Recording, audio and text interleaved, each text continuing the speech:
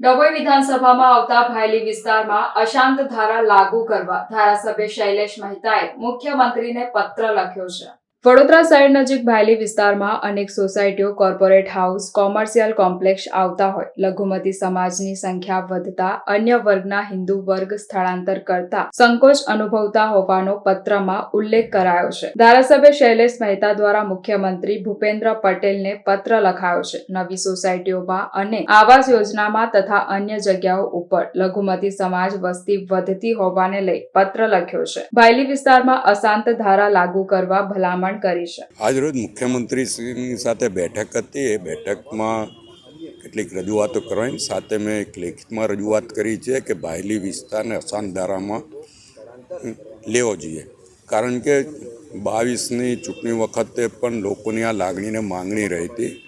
ભાયલી વિસ્તાર ખૂબ જ ઝડપે આગળ વધી રહ્યો છે અને ખૂબ જ વિકસિત વિસ્તાર તરીકે આજે વડોદરા શહેરમાં ભાયલીનું નામ છે।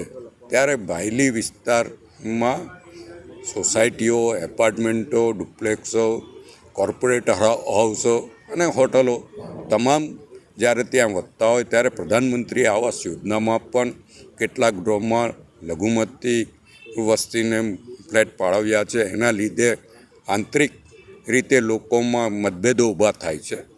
એ જ રીતે તાંદલજાથી કેટલીક વસ્તી ભાયલી તરફ વધી રહી છે, વાસણા તરફ વધી રહી છે।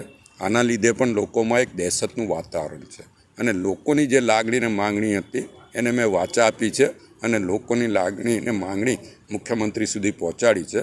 આનો જે પ્રોસિજર છે એ પ્રોસિજર કરીને ત્યાં અશાંત ધારો લાગે એવા પ્રયત્નો સરકારમાંથી કરવામાં આવશે।